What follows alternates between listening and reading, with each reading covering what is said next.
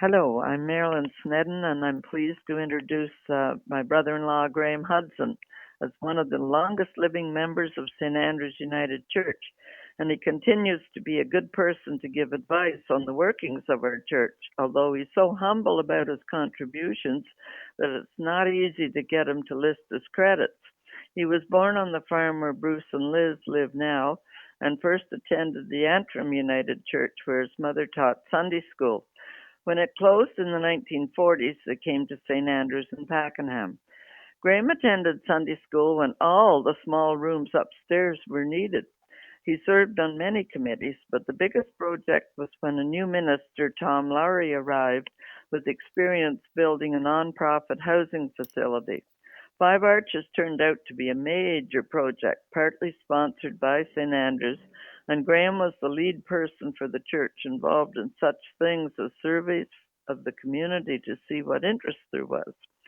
When he said he didn't know how long he was chair of the official board, I checked the annual reports, and he served from 1988 to 2001.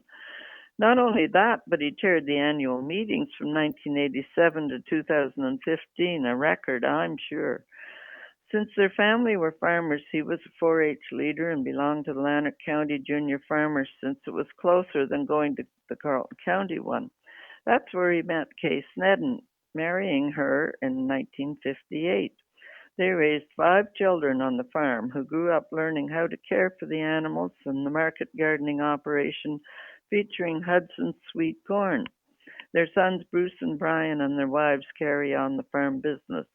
He was a supporter of the Ottawa Valley Farm Show for decades, a major event in Ottawa sponsored by the Ottawa Valley Seed Growers, which saw thousands of farmers attend each year to see what new ideas were on the market. He's a life member of the Mississippi Masonic Lodge, serving terms as the master of the lodge, and he also belongs to the Land of Lake Shriners, who raise money for children's hospitals as part of their charities. In 1985, he and Kay moved to a new home across the road from the home farm where they enjoyed many years together until Kay's illness meant she had to move into Fairview Manor, where she died 3 years ago. Graham was honored as West Carleton Citizen of the Year in 1985, and if our churches had such a recognition, he would be right up there for St. Andrews. Thanks for your dedication over the years, Graham.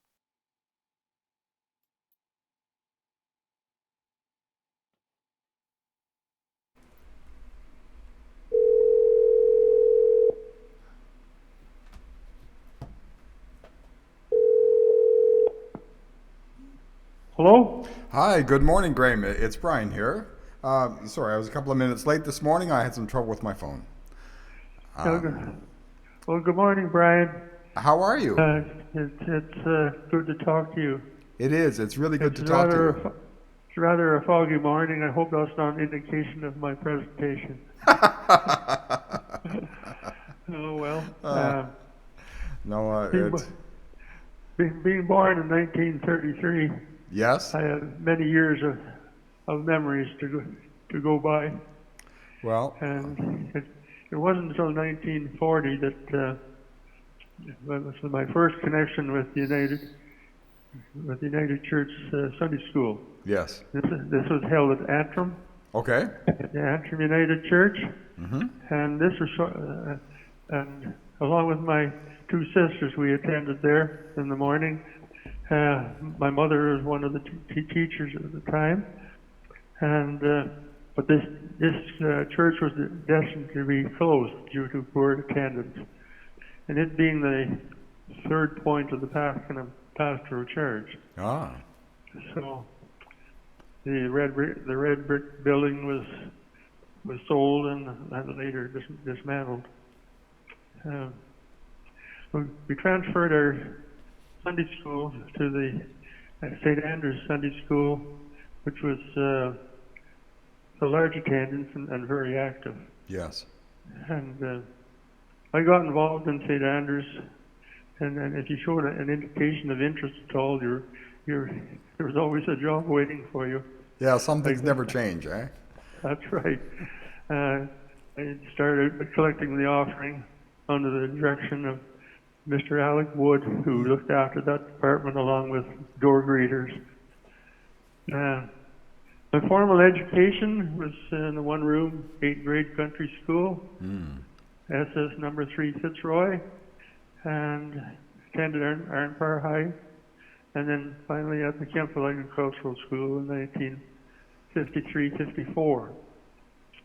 Junior Farmer Organization in Pakenham was very active at the time, and which I got involved with. I became a member, a representative of Lander County on the Ontario Junior Farmer Board for a couple of years. Through Junior Farmers, I met the love of my life, Kay Snedden, a member of the United Church. We had a very active life together. We were married on July 19th, 1958, at St. Andrews. It was the first evening wedding at 7 o'clock. Yeah. Following the ceremony and going outside, I couldn't get over the large attendance of people on the street. I guess they're wondering what was taking place, and a lot of them were well-wishers.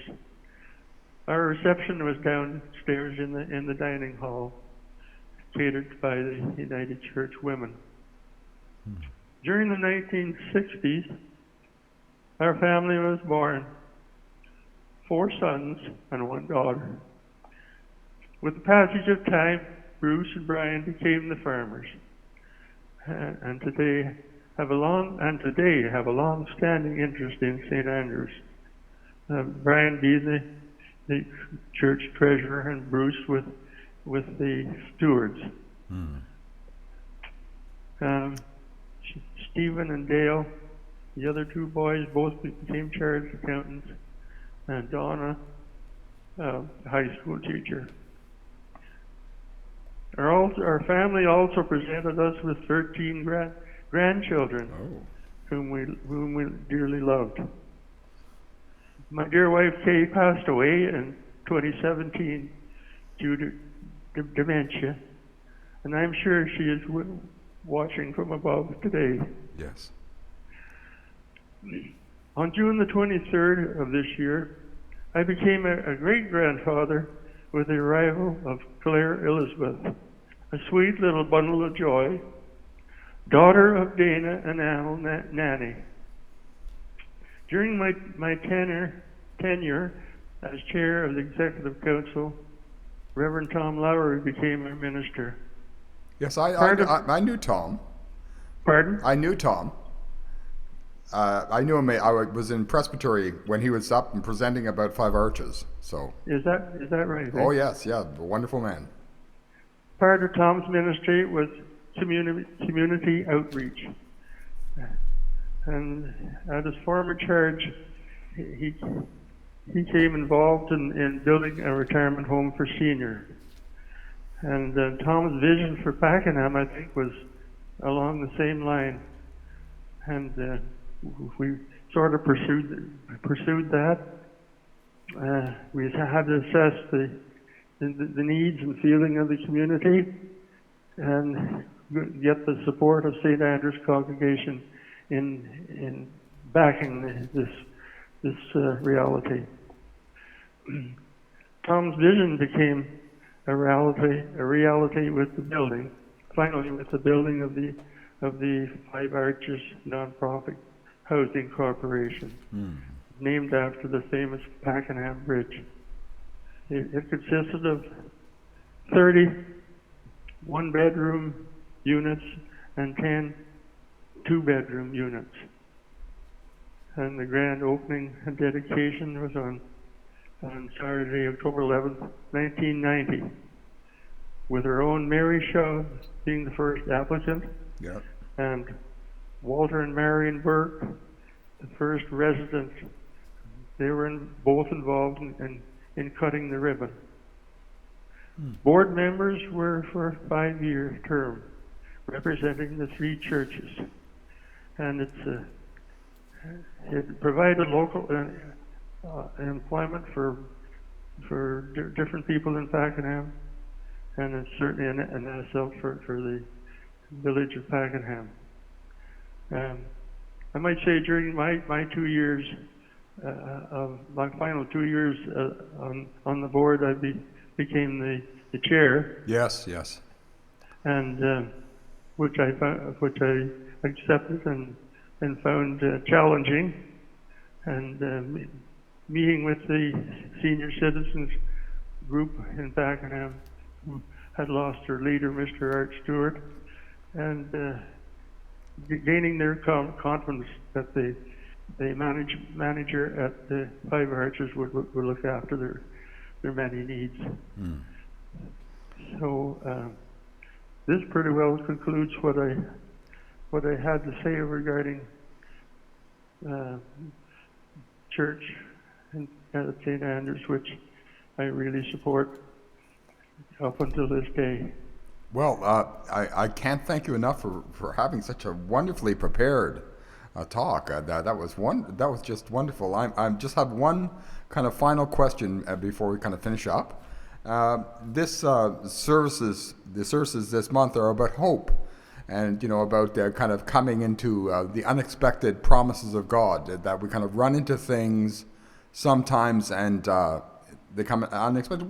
Would you say there was something like that happened at Five Arches? I mean, maybe just the coming of Reverend Tom Lowry, or something like that was almost like an act of God that kind of moved you into action. That's right. Yes? That's right. We can't thank Tom Lowry enough for providing such a great asset for our community, for the Pakenham seniors. Well, he sounds like he landed in the right place for sure. He saw the opportunity, and you supported him in that action. Was there anything, any particular memory that kind of strikes you as really kind of special in that experience? Anything that kind of opened up that possibility that kind of surprised you? Well, it did surprise me at the outset, and because I hadn't thought of that until Tom had arrived on the scene and brought it to our attention. So, and certainly there's a need among the seniors in the community for such a facility, and it was really a godsend. Thanks to Tom. Yes. Anyway, Graham, that's wonderful. I'll put that together and put that up. Take part of that, condense part of that to the 5 minutes. I don't know whether I can or not. It seems to be kind of an unbroken cloth, but I'll do what I can, and then I'll put the whole interview up on YouTube for people to hear the whole story. Thank you so much. Thank you so much. It makes a huge difference, especially these days, where people are looking for, a sense of guidance and a sense of hope and a sense of promise in their daily lives. And I think you've really demonstrated that. Thank you. Yeah, and one of my favorite hymns is, "We plow the fields and scatter the good seed on the land." That's perfect. Okay, we certainly love to do that. The field. Thank you. I forgot to ask. You're doing my job here. Anyway, thank you. Thank you. Thank you, Brian, very much. Okay, I hope we get a chance to meet sometime soon. Okay. Bye. Okay, God bless. Bye.